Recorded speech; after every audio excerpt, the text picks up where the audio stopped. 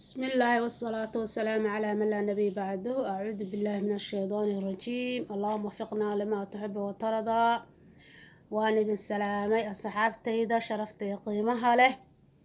وفاعل خير مركل السود وهذا وحن رجينها يا إن ضمت قبطان وفي عنتهين ما شاء الله تبارك الله.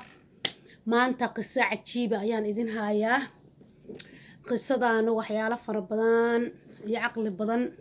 ayaan kala baxay maasha allah adinku inaad kala bixi doontaan rajaynhayaa ilaahay idankiis. Maamo maraykanka joogta ayaa waxay ii sheegtay ilaahay idankiis qiso lala yaabo oo ku dhacday. Waa maamo weyn oo hadda sano 60 ku jirta. Marka when was young ay ahayd mar ay yareed waxyaalo ay la kulantay ayay iiga sheekayday dhacday oo walaasheed ku dhacday ayay iiga sheekaysay. Waxay tiri walaashay iga weyn ayaa waxa dhacday bay tiri anagoo yaryara waxay tiri hooyadana la furay. Marka aabba waxay tiri gabdhaan ahayn aabba wuu naqaatay naagtiisii kale oo weyneed uu noo geeyay. Reerku reer miyi ahaayeen waa 50 sano ka hor meelahaas 40 sano ka hor sorry ayada hadda 50 jirta laakiin meelahaas 40 sano ka hor ay ahayd. Marka waxay tiri waxa dhacday in maaragtay walaashay iga weyn oo macnaha da'kahan ayay ka weynta wax badan bay ka weyneed dhowr gabdhood oo u dhaxaysay ayadoona yaraantiiba marka ahayd. Waxay tiri 10 sano ayaan jiray. Walaashayna waxay tiri gabar inan ah oo markii soo kacday oo dhowr iyo 10 jira. Walaashay waxay tiri gacan ayaa abeesa ka cuntay iyadoo yar marka gacan bay maaragtay waxay ka ahayd cuuriyaan oo waxba ka qabsan karin. Saasay tahay haddana waa lagu shaqaysan jiray oo maaragtay xoolaha markii la aroorinana aroori baa la dhihi jiray ariga waxaraha wax uga dhig iyadoo gacantaas iska jiida. Walaashay waxay tiri gabar aad u qurux badan ayay ahayd. Reerkana waxay tiri reer magac la ayay ahaayeen. Waxay tiri waxaa jirta 3 wiil oo nala dhalatay iyo aabahana 3 wiil waxay tiri wiilal waaweyn ay ahaayeen oo reer leh iyo aabbo oo waxay tiri rag uun markaas isla xoog leh ah ayaa jooga iyo dumar fara badan iyo gabdho badan. Waxaa dhacday yooma mil ayaam qadarta qof la arkaba way u qoranta ilaahay agtiisa. Ilaahay waxaan ka rajaynaynaa ilaahay wax khayr qaba. Waxaa dhacday bay tiri in walaashay nin oo sirsirtay iyo maaragtay inuu kufsado. Waxay tiri allahu aclam. waxay tiri inuu sirtay iyo inuu kufsaday. Waxay tiri walaashay mana weydiin laakiin waxay tiri maadaama ilmo yar aan ahaa sidii waxay tiri wax u dhaceen ma garanhayo. walaashay uur ayaa ku soo baxay. uurkii markuu ku soo baxay hore looma ogaan waayo waana gabar ugub ah. maxaa tiraahday intay qari kartan midna way qarinaysa. Marka cunugi dhalan rabay 9kiiba ay madaxa la gashay 8 bilood marayda ayaa la ogaaday inay uur leedahay. hadda waana iska masaakiin oo arigaas iska dhex seexay oo ciduna oo laysan keer gareysanin. waa gabar aan hooyadeed la joogin oo dhowr iyo 10 jir ah curiyaan iska ah islaan eedaahon ka fakareen iyo aabban kala jeclayn ayay ku dhex nooshahay. waxaa dhacday tir uur baa walaashay ku soo baxay. uur markuu ku soo baxay wixii la dili karo waa la dilay intii la jiidi karo waa la jiiday. aakhirkii intii waxay tiri walaashay la bahdilaayay oo la dilaayay oo la jiidahayay 9 bilood oo iska dhamaatay. habeenada kamida waxay tiri goor maqrib ah ayaa fool qabatay. foolshii markay qabatay waxay tiri naagii xaafadoo dhan meel yar oo waxay tiri magaaladan xoogaa ka duruqsan laakiin xoogaa magaalo noo dhow ayaan degannahay oo miyi laakiin ah oo xoolo dhaqatay reerku ahaayeen. waxaa dhacday bay tiri in naagii ka kala cararaan oo dhahaan ma umulinayno cunug garac ah naag garac sida hoosteeda ma fariisanayno ma umulinayno oo kala ordaan. nimankii waxay tiri walaalahay 3 ila dhashay iyo aabba 4tooda waxay tiri intay hayteen waxay dhaheen annaga markii laga yaabo inay isku dhimato ha isku dhimatay ka leexda ayaa la yiri markii hore. markii waxay tiri walaashay hinraageedii iyo waxay tiri iyo dhibaatadeedii ay saas oo kale maaragtay lala joogi waay nimankii dhaheen anaga ka umulinayna naagayaho ama umulay maaragtay ka soo jiida cunuga. aakhirka adigu naagihii ilaahay u qasbay naaguhu ma ogtahay way dhib badan yihiin meesha nimanka u bataan had iyo jeer u cararaan kalsooni ma leh wax baasoo lasoo bahdilay waxay tiri cunugii baa laga umuliyey cunugii markii laga umuliyey waxay tiri 2 kuray oo yaryar oo 12 jiryaal ah ayaa loo dhiibo lagu yiri soo tuura waxay tiri bahal saab anta lagu rido saab waxaa la yiraahdaa reer miyigu haanta waxyaalaha ay maaragtay ay ku raraan oo haanta la dhex geliyay ayaa saab la yiraahdaa qofkan aqoonin saabkii baa lagu riday waxaa lagu yiri soo tuura meelaha godadka iyo ceelasha gorofka iyo ku soo rida way la ordeen meel waxay tiri waxay ku rideen qalwaan ayaa andhagu dhahnaa iyo qalin shubato meela oo godad maaragtay xaq min Allah u go'ay Allahu a'lam midda ummadii hore laga halaagay Allahu a'lam waxaa jirta meel aad moodid ceel camal oo iska go'do ayadu ama sidii baraag camal ah oo af yar leh hadad gudaha u gashidna dhul weyn ayaad dhex galaysaa waan arkay aniga ruuxaygu miyiga waan ku arkay marka Soomaalidu qalwaan ayay dhahaan shinnida ayaa malabka ku samaysata libaaxyada waagi hore gali jiray ilmihii dhashay halkaas ayaa lagu tuura waxay tiri goor maqrib ay ahayd walaa markay soo noqdeen ii sheegeen ay dhaheen tiri qalwaantii iyo godkii noocaas aan ku tuurnay waxay tiri subaxdii arigii markaan raacay iyo xaramaaqa waxay tahay ayaan meeshii la ii tilmaamay baan tagay waxay tiri stiil godkiiba ku ooyaa cunugii na oo kale hay tiri waxay tiri iska calool xumaad gabar yar baan ahaayay 10 jir ah iyo 9 maaq waxay ku tiri waxaan maray 10 sano ayay jirtay 10 jir hadde mana soo bixi karto godkaas god la gali karo in ragala ma ahan waana dadkii ka waaweynaa ku soo tuuray iyadoo waxba uma qaban karto laakiin haddana waxay tiri aad bal uga xumaa in walaashay cunugeeda la tuuro wuxuu ahaaba ha ahaadee marka waxay tiri dhawaaqiisii ooyintiisa ayaa dhegteeda ka sii dhawaaqda naadiisi marka walaashayna waxa lagu yiri naa wax mayda dhashay lagu yiri meelahaas lagu soo aasay ayaa iyadina lagu yiri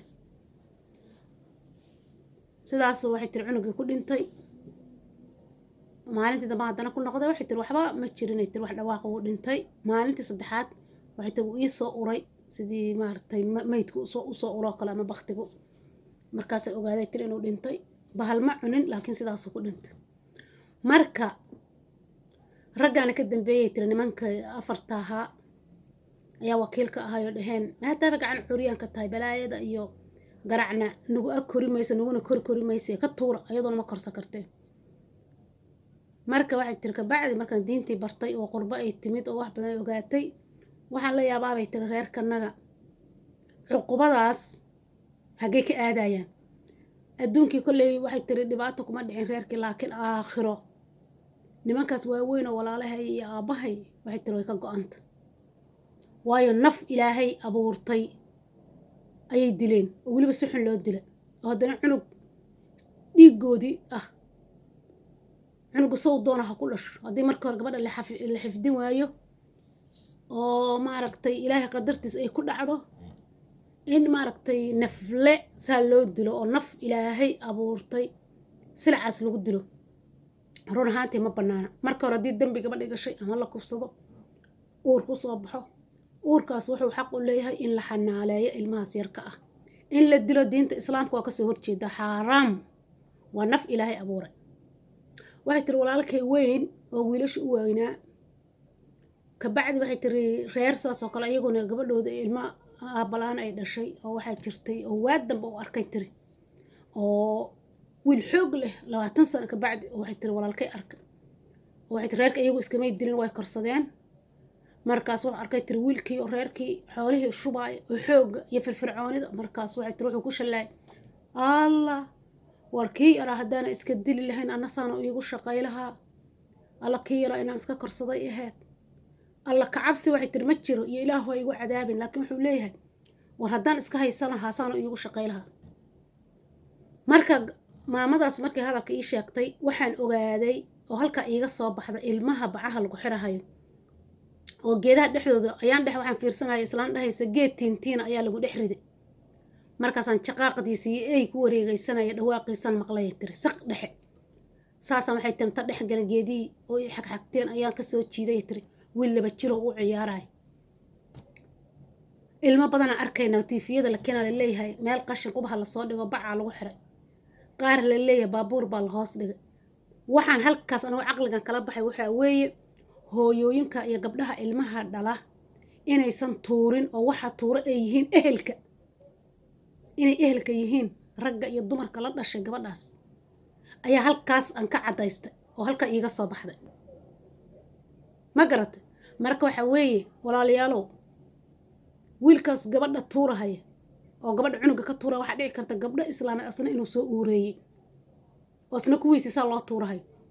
walaalayaalow marka ilaahay ha laga cabsado naag baa cunuga halkan ku tuurta naag gabdhuhu waxaa la ogaaday inaysan ilmaha tuurin oo ilmaha waxa tuuraya oo dilaya inay yihiin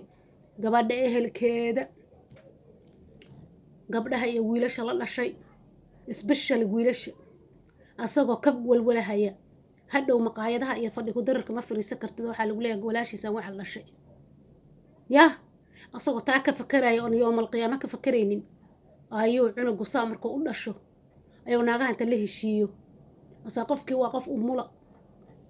cunuga markii saa looga soo qabto meel la geeyo ma garanayso daf inta laga hoos yiraahdo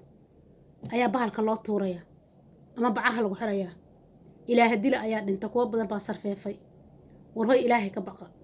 warhoy gabdhaha wiilasha la dhashayow ilaahay ka cabsada gabdhaha walaalihiina xifdiya cuqubana adinku ha u soo jiidinin oo gabar islaameed ogaaw haddaad ku maqanta adna walaasha waa lagu maqan yahay haddii qadarta walaasha ku dhacdo oo uur soo baxo ilmo ay dhashana ha ka dilin ilmaha ha dilin oo dembi labaad ha gelin waayo naf ilaahay maalinta yoomal qiyaamaha waxaa la yidhi banka qiyaamaha la taagan yahay waxaa la yidhi qofkii qof dilay yaa waxaa la yidhi gacanta iyo madaxa ayuu saa u qabsanaya la yidhi ilaahay ba awooddaa siinaya kiina awooddaa laga qaadaya markaasuu leeyahay la yidhi yaa rabbi iiga gud xaqaygii waxaa la yidhi nabarkii ku dhacay waxaa la yidhi maalintaas uu dilahayay oo cunugaas meesha lagu tuuro kale haddii la fujabtay haddii qodaxu mudday waxaa la dhiigiyaa bawwa oo dhiiggii ka leeyahay dhiigiyo cusub ayaa ka daadanaya maalinta qiyaamaha markaas waxaa la yidhi madaxa iyo gacanta u haystaa ilaahayow dhiiggaasoo iga keena wuu i dilay naftaydii oo iga jaray kanaa i dilay dadka xaqdarrada lagu dilahay ilaahayow xaqayga iiga gud saasuu leeyaha la yidhi hagee aadaysaan maalintaas qiyaamaha haddaad maanta istiri nimanka saaxiibada ayay kuga arkin bacda iiga rid nacka tuur ma dheer la tuuraayo maahan waa naf ilaahay wuxuu sheegay oo ilaahay qur-aankiisa uu ku yidhi ilaahay makhluuqa kale markuu abuurahayo bini aadanka markii laga reebo ilaahay wuxuu dhahaa kun ahaaw wuuna ahaadaa laakiin bini aadanka ilaahay wuxuu sheegay gacantiisa midig ilaahay inuu ku sameeyey yah gacantiisa inuu ku khalqay ayaa ilaahay sheegay marka ilaahay wuxuu yidhi walaqad karamnaa bini aadankana waan karaamayna ma garatay adeer ilmuhu inay meher ku dhashaan oo gabadha ogolaansho iyo nin la yaqaan oo dhalo maarata waa sax waa wax wanaagsan laakiin qadarto hadday ka dul dhacdo iyadoo la ogsoon yahay danuubtaas in aabbaheed iyo walaalaheed usoo jiideen oo xaq laga gudaayo ay tahay waayo sinadu waxaa la yidhi iyo kufsigu iyo xaqdarradu ma baaqatay adduunka ayaa layskaga goynayaa intaan aakhiraba la gaarinba ma garat maxaa tira ina ilmaha la dila ma ahan ilmaha ha dilnina ka daaya ilmaha soo aad maarata lasoo ridahayo kuwaa sidii kaniini loo siinahayaa gabadhiina maarata ay ku sigataa maxaa tira qaar lagu tuntaa dumarka war ilaahay ka cabsada waxa kale gabdhaha nimanka inta sarsartaan ay dhahaan waan ku guursanayaa anaa awalba iska kaale walaalay macaane xataa haddousan meher cunugaaga ku dhalanin laakiin aad garanaysa ninkii kaa dhalay asagaa dhalay ku dheh ilaahay ka cabso ha iska dilin cunugaaga qaar baa dumarka ruuxooda wax maaragtay ilmaha ay ku soo ridaan ayay cunaan ma garata marka ilaahay ha laga boqo ittaqillaah ilmaha la dilaa ha la joojiyo ilaahay ha laga cabsado waxaan kaloo ku xijin doonaa barnaamijkan aan culimmada maxaa tiraahday ilmaha maaragtay isku meherinaya ruuxooda gabdho waxaa la arkanta lasoo mehersada hadhowna lagu inkiray marka taasna barnaamij kale aan ka dhigan doonaa iyo cajalad kale aad iyo aad baa u mahadsantihiin jazaakallaahu khayr waxaa idinka codsanayaa channelka subscribe ka saara share and comment aad baad u mahadsantihiin walaalayaal assalaamu calaykum waraxmatullahi wabarakaatu